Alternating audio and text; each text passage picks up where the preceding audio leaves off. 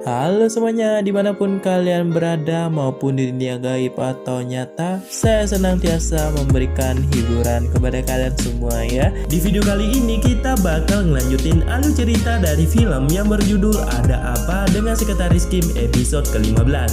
Tanpa berbasa-basi lagi, langsung aja kita masuk ke videonya cuy.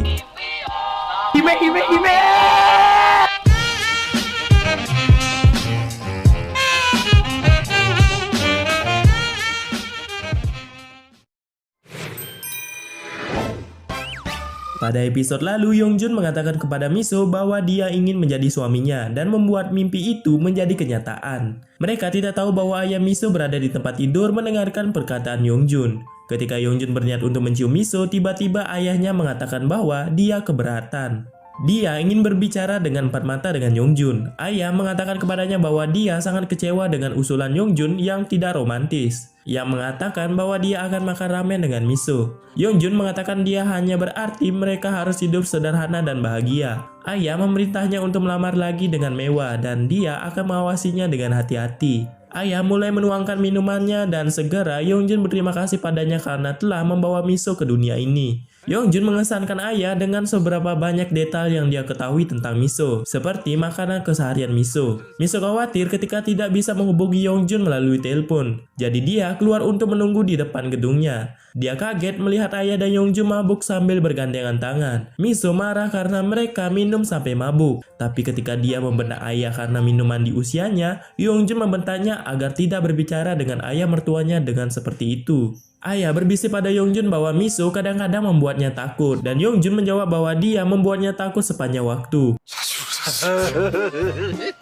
Ayah berkata dia akan masuk ke dalam. Miso memanggil Cheol untuk menjemput Yongjun, lalu menghukumnya karena terlalu banyak minum. Hampir tidak sadar, Yongjun mengatakan Miso manis dan bahwa dia sangat mencintainya. Seketika melelehkan amarah Miso. Yongjun mengatakan bahwa dia sangat bahagia ketika dia melihat 9 tahun yang lalu, meskipun Miso tidak mengenalinya, dan bahwa dia berpikir dia mencintainya sejak saat itu. Dengan lembut, Yongjun membelai rambutnya. Yongjun menambahkan dengan senyum bahwa dia akan membuatnya bahagia selama sisa hidupnya. Keesokan paginya, Yongjun bangun di tempat tidur dan bertanya-tanya apa yang terjadi semalam. Dia dengan panik berharap dia tidak mempermalukan diri di depan ayahnya Miso. Bahkan otaknya yang brilian tidak dapat mengingat banyak. Dia merasa sangat mual di perjalanan untuk bekerja. Tim kantor sangat sedih ketika Miso tiba di tempat kerja. Mereka memiliki upacara kecil untuk mengucapkan selamat tinggal, menyanyikan lagu, dan memberikan Miso plakat untuk menunjukkan penghargaan mereka atas kerja keras Miso selama bertahun-tahun. Merasa sangat buruk, Miso mengatakan pada mereka bahwa dia tidak akan pergi. Mereka berteriak bersemangat dan membuat dia bersumpah bahwa Miso tidak akan pernah berhenti lagi. Jia terlambat menyadari bahwa jika Miso tidak pergi, itu mungkin meninggalkannya tanpa pekerjaan, karena dia akan menjadi pengganti Miso. Miso mengatakan itu karena Jia meringankan beban kerjanya, sehingga dia bisa mendapatkan sebagian dari waktunya. Jadi Miso tidak ingin ada yang berubah. Ketika diingat kembali, Jia dan Sera membela dirinya terhadap rekan kerja yang suka bergosip. Miso mentraktir mereka untuk makan malam. Miso membawa Yongjun sebuah sup pereda mabuk. Yongjun malu atas tindakannya kemarin malam. Dia dengan bijaksana menghadiri tatapan Miso. Miso menuduh Yongjun sengaja mabuk untuk menunjukkan kekurangannya. Miso mengingatkan bahwa dia adalah pemilik perusahaan, tetapi Yongjun mengatakan itu dulu. Sekarang dia adalah pria yang akan segera menjadi suami Miso. Jadi dia mematuhi ayah mertuanya. Miso bertanya ingin tahu apa yang mereka bicarakan, tetapi Yongjun mengatakan bahwa itu rahasia. Yongjun datang ke Yoshi untuk memberitahunya bahwa dia harus melamar Miso. Yoshi mengatakan yang harus dia lakukan adalah menyewa restoran dan membeli sampahnya mewah. Tapi Yongjun mengatakan dia sudah melakukan sekali dan hal itu gagal. Yongjun bertanya pada Yoshi bagaimana ia melamar istrinya dulu, berharap Yongjun mendapatkan inspirasi. Yoshi mengatakan kepadanya bahwa dia melamarnya di bawah menara Eiffel di Paris. Tapi Yongjun tidak menyukai ide itu. Namun itu adalah ide terbaik yang dia punya, jadi Yongjun mencoba memikirkan tempat romantis lainnya. Dan pada akhirnya dia memutuskan melamar Miso di Las Vegas. Di kantor, Sera membuat salinan. Cheol pun mengirimkan sesuatu di mesin fotokopi untuk mencetak kata "Aku mencintaimu". Sera dengan lantang mengumumkan bahwa dia akan pergi ke atap untuk mendapatkan udara segar. Dan Cheol lolos untuk mengikutinya dengan alasan bahwa dia menelpon ibunya. Tim kantor pikir mereka sangat licik, tapi seluruh kantor tahu bahwa mereka diam-diam berpacaran. Tim kantor melihat Guinam adalah satu-satunya yang tidak tertarik dengan kencan. Mereka bertanya apakah dia berkencan dengan siapapun. Jia terlihat kecewa ketika dia mengatakan bahwa dia berkencan, tetapi dia menerangkan bahwa dia berkencan dengan pekerjaan. Yeonjun memberitahu Miso untuk membatalkan janji minggu depan karena dia membawanya ke Las Vegas. Miso mengatakan dengan tegas bahwa dia tidak dapat meninggalkan pekerjaannya sekarang.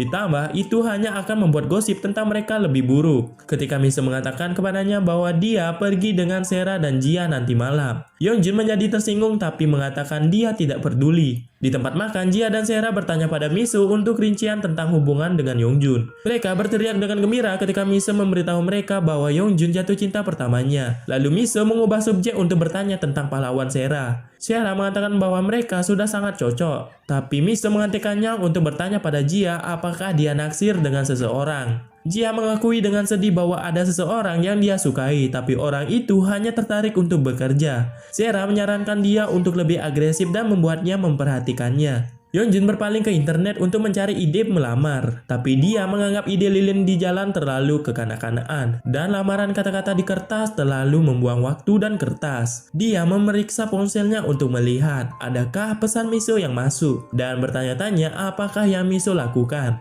Para wanita semakin mabuk dan Miso pun tergoyah-goyah pergi ke kamar kecil. Seketika telepon berdering dari panggilan Yeonjun. Jia dan Sera memutuskan untuk menjawabnya. Mereka berteriak padanya bahwa Miso benar-benar mabuk, jadi Yeonjun harus menjemputnya. Miso sangat senang ketika melihat Yeonjun muncul. Mereka mengundangnya untuk bergabung dengan mereka. Sera memutuskan bahwa karena Yeonjun di sini sebagai pacar Miso, mereka akan langsung memanggil namanya. Dan mereka bertanya apakah yang dia suka tentang Miso. Yeonjun bilang karena Miso cantik. Yeonjun mengajak Miso untuk pulang, dan mereka mencuri jam dan dompet sehingga Yeonjun tidak bisa pergi. Yeonjun berpaling ke Miso untuk meminta bantuan, tapi Miso malah tertawa keras. Sera berkata kepada Yeonjun ketika mereka akan menikah, menebak bahwa itu akan menjadi lamaran yang paling romantis. Yeonjun terlihat terpojok, tetapi Sera dan Jia mulai menebak taktik lamaran Yeonjun. Dia mendapatkan beberapa ide sampai Miso mengatakan bahwa menyewa jet dan pulau pribadi akan membuang-buang uang.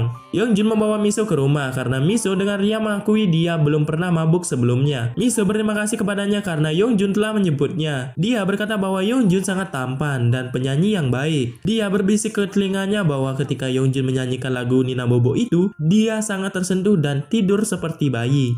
Miso bangun di pagi hari dan sayangnya dia ingat banyak perilaku konyolnya tadi malam. Ketika dia mulai bekerja, Sera dan Jia berlari khawatir tentang bagaimana mereka bertindak dengan Yeonjun tadi malam. Mereka masih memiliki dompet dan jam tangan Yeonjun. Mereka menuju ke atas untuk mengembalikan barang-barangnya, tetapi dia tidak marah seperti yang mereka bayangkan. Dia memanggil Miso dan menyuruhnya duduk untuk menawarkan sup agar menghilangkan pusing setelah mabuk. Miso sangat gugup dan Yeonjun mengatakan padanya untuk tidak mengulanginya lagi. Bukan karena Miso sekretarisnya, melainkan dia adalah wanitanya. Yeonjun mengakui dia khawatir tentang kesehatannya. Jia pergi ke ruang istirahat dan Guinam mengatakan bahwa Jia mabuk tadi malam. Jia bertanya bagaimana dia tahu dan Guinam terkejut bahwa Jia lupa. Guinam mengatakan Jia bahkan ada di video. Jadi Jia mengambil ponselnya dan dia malu melihat dirinya mabuk memohon padanya untuk berpacaran dengan Guinam. Guinam mengatakan bahwa Jia jelas bercanda karena dia minum banyak. Tapi Jia mengeluh bahwa itu bukan lelucon. Dia dengan berani mengaku memiliki perasaan padanya sejak Guinam membawakan tomat-tomat itu dan membantunya merekatkan catatannya. Jia menatapnya dengan penuh harapan, tetapi Guinam mengatakan mereka akan berbicara nanti. Ketika mereka memiliki waktu untuk berbicara, Guinam mengatakan bahwa Jia adalah orang yang baik menyimpan rahasia dan telah banyak membantunya. Tetapi dia bilang dia tidak bisa membalas perasaannya karena rencana bekerja keras dan membeli rumah, jadi Guinam tidak bisa diganggu.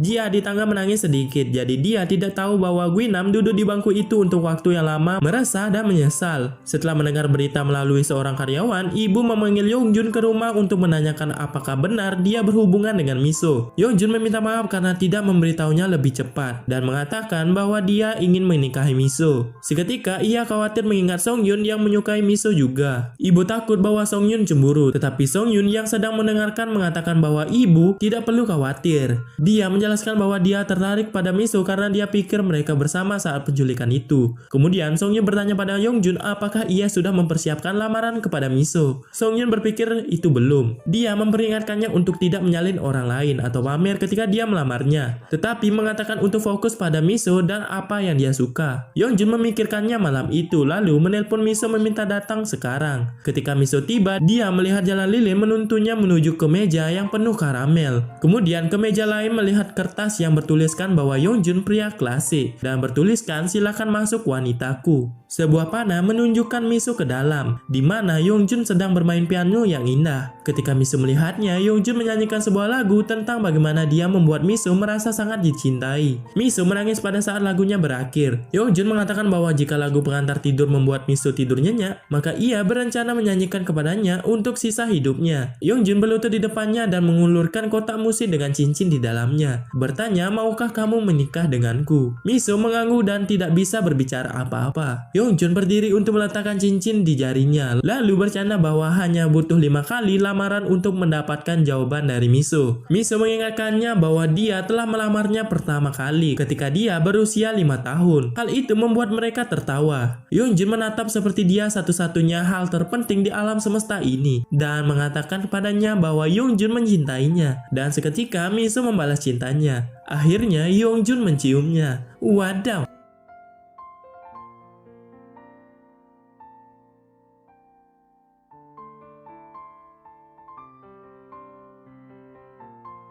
Ya, saya ingat ya cerita saya pas waktu itu bersama Mia Khalifa yang saya melamarnya dan kini ia menjadi mantan istri.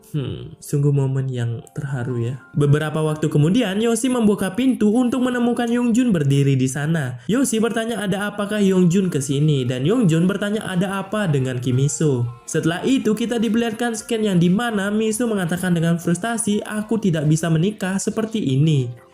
Dan episode 15 pun berakhir. Untuk episode 16, Mimin bakal upload secepatnya. Jangan lupa di subscribe, like jika kalian suka, dan dislike 2 kali jika kalian tidak suka guys. Dan jangan lupa share ke teman kalian biar tahu apa aja yang kalian tahu. Sampai jumpa di video selanjutnya. Keep watching and always happy. See you guys.